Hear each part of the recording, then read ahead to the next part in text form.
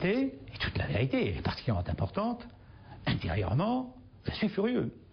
C'est-à-dire que tout le plan que nous avions mis en place, il est détruit le 9 avril. Alors le préfet a une nouvelle idée. Le préfet Bonnet commence à mettre la pression sur ses collaborateurs en disant grosso modo, vous voyez bien, légalement, nous n'y arrivons pas. Chaque fois que nous allons essayer d'entreprendre une action légale de ce type, nous aurons une contestation. Il faut donc passer à la vitesse supérieure. Il faut mettre en route le deuxième étage de la fusée. Il faut passer à l'opération clandestine. Et la cible semble toute trouvée. Ce sera la paillote d'Yves Ferraud, le meneur de la contestation. «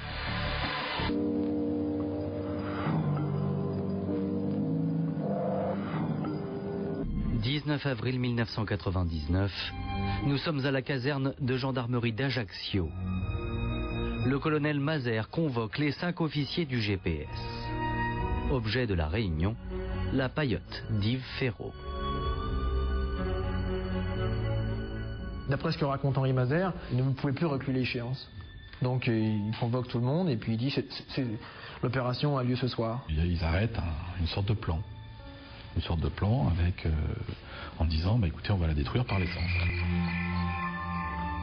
À 23h, le capitaine Ambrose, chef du GPS, et son adjoint, le lieutenant Tavernier, quittent discrètement la caserne à bord d'une voiture banalisée. Une fois sur place, les 2 officiers enfilent des cagoules et s'engagent dans le chemin qui descend vers la mer. Près de la paillote, ils rejoignent le lieutenant Dumont et le lieutenant Pessé, qui surveillent les lieux depuis l'après-midi. Il est 2h du matin quand Franck Pessé donne le feu vert à Ambrose et Tavernier. Ils vont sur la plage avec l'essence. Denis Tavernier qui se met à un coin de la maison et Norbert Ambrose à un autre. Pour brouiller les pistes, le chef du GPS dépose alors d'étranges tracts tout autour de la paillote. Les 2 militaires ouvrent ensuite leur jerrycan. Ils ont quand même réparti 50 litres d'essence sur la paillote. Ils ont arrosé allègrement parce qu'il fallait que cette fois-ci ça se voit, parce qu'il fallait être sûr que ça ne rate pas. Et se regardant l'un l'autre, se disent à un moment donné, c'est bon, on y va. Et Tavernier, quand il déclenche, quand il allume son allumette en premier, il y a une véritable boule de feu qui se dirige vers Norbert Ambrose qui était à l'autre extrémité de la paillote. C'est comme ça que le chef du GPS s'est brûlé aux mains. Le capitaine Ambrose est blessé. Le commando doit quitter les lieux au plus vite. Mais il fait nuit, ils se perdent. Ils sont finalement récupérés au petit matin. Et c'est vers 6h que le colonel Mazère est prévenu.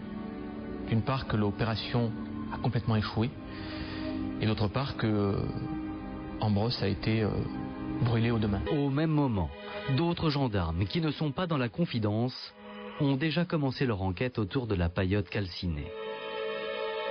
Et ils ne tardent pas à mettre la main sur des indices très compromettants pour leurs collègues du GPS.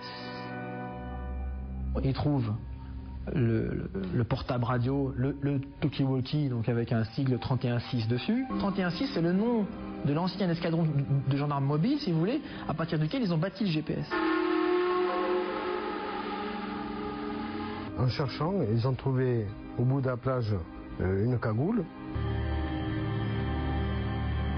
Cette cagoule a été perdue par le capitaine Ambrose lors de sa fuite. Elle porte son empreinte génétique. Toutes ces informations sont transmises au patron de la gendarmerie corse, Henri Mazère, celui-là même qui a donné l'ordre d'incendier la paillote. Le colonel décide alors de parer au plus pressé. Première urgence, évacuer discrètement l'officier blessé.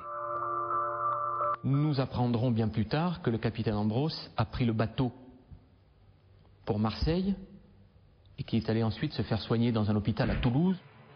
Pour Henri Mazère, reste ensuite le plus délicat, prévenir le préfet Bonnet.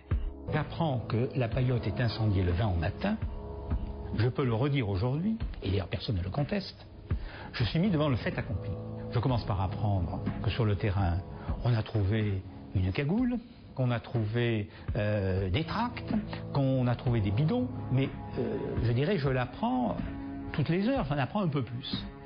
Mazère, nous avons des échanges téléphoniques assez fréquents, je commence à... Et Mazère dit, de toute façon c'est pas grave, je m'en occupe. Les deux hommes pensent alors que l'affaire peut encore être étouffée.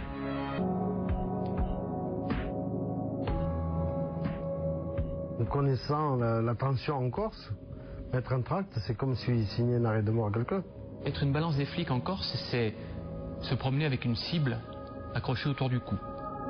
Inquiet pour sa vie, Yves Ferraud décide alors de médiatiser l'affaire. Dès lors, plus rien ne pourra arrêter le scandale.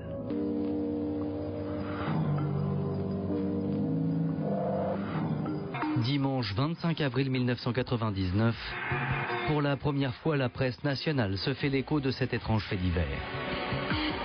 À Paris, le gouvernement commence à s'inquiéter. Le ministre de la Justice donne alors des instructions claires aux magistrats corses. Toute la lumière doit être faite, les responsabilités seront établies et lorsqu'elles seront établies, des sanctions seront prises. L'enquête va être menée au pas de charge. 10 jours plus tard, elle conduira Bernard Bonnet derrière les barreaux. Dès le départ, au vu des indices découverts sur la plage, les magistrats en charge de l'enquête ont une certitude. Bien par déduction logique, les gendarmes étaient présents sur les lieux ce soir-là. Que faisaient-ils? Pourquoi ont-ils perdu leur talkie-walkie et leur cagoule? Pourquoi la paillote a été incendiée? Le mystère commence à s'épaissir. Pour protéger ces hommes, le colonel Mazère imagine alors un scénario. Au départ, il parle d'une mission de surveillance qui a mal tourné, et mission durant laquelle, a priori, eux-mêmes étaient surveillés et donc sont tombés dans une sorte de guet-apens. Et que c'est à ce moment-là que le matériel a été perdu. Le 28 avril, au palais de justice de Bastia, Henri Mazère expose ce scénario improbable au procureur général Legras. Il lui vend l'histoire de la radio, il lui explique que c'est une manipulation, que les gendarmes y sont pour rien, tatati tatata. Et là, Legras a vraiment la sensation que ce colonel de gendarmerie, avec qui il s'entendait plutôt bien, lui ment, le prend pour un imbécile. Bernard Legras balaie la version d'un revers de manche, lui dit: colonel, je ne peux pas croire à une chose pareille. Le colonel sent que l'étau se resserre, il alerte immédiatement le préfet. Il me dit: oh là là, j'ai passé un moment assez long dans le bureau du procureur général, mais ça s'est bien arrangé, mais il faut que je vous dise, monsieur le préfet, il n'y a qu'une question qui l'intéressait vraiment, est-ce que vous avez donné l'ordre? Dès le lendemain, l'enquête confiée à ce jeune juge s'accélère. Henri Mazère et les officiers du GPS sont placés en garde à vue, puis incarcérés. Ils affirment toujours ne pas avoir incendié la paillote. Bernard Bonnet, lui, semble étrangement serein. Il y a dans la tempête de Shakespeare une scène 5 où ce grand poète, ce génie dit: il y a une marée dans les choses humaines. Et j'invite chacun à beaucoup de prudence. Le préfet sait qu'il peut compter sur le silence du colonel Mazère. Il ignore que c'est un autre gendarme qu'il connaît bien qui va provoquer sa chute. Il s'agit du lieutenant-colonel Bertrand Cavalier, le numéro 2 de la gendarmerie en Corse. C'est donc quelqu'un qui est aux premières loges pour tout savoir. Il sait que ses collègues officiers de gendarmerie ont tous participé à ces incendies. Cet officier est également convaincu que l'ordre a été donné par le préfet et il ne va pas hésiter à tendre un piège à Bernard Bonnet. Le lieutenant-colonel Cavalier va à la préfecture. Il se munit d'un enregistreur. Donc il va dans le bureau du préfet et il essaye de faire venir la conversation sur ce qui l'intéresse. Selon la retranscription de ce dialogue, Bertrand Cavalier demande au préfet s'il craint d'être mis en cause par la justice. Voici sa réponse. Ils ne peuvent pas monter très haut, hein. Toutes les précautions avaient été prises. Dans cette cassette, je dis, effectivement, cette affaire, de toute façon, ne m'inquiète pas. Toutes les précautions ont été prises. Et ça voulait dire, dans mon esprit, par rapport à mon interlocuteur qui cherchait absolument à m'impliquer, que pour moi cette affaire était réglée, depuis que, au grand jour, j'avais obtenu un accord de Ferraud et des autres pour que cette affaire soit réglée.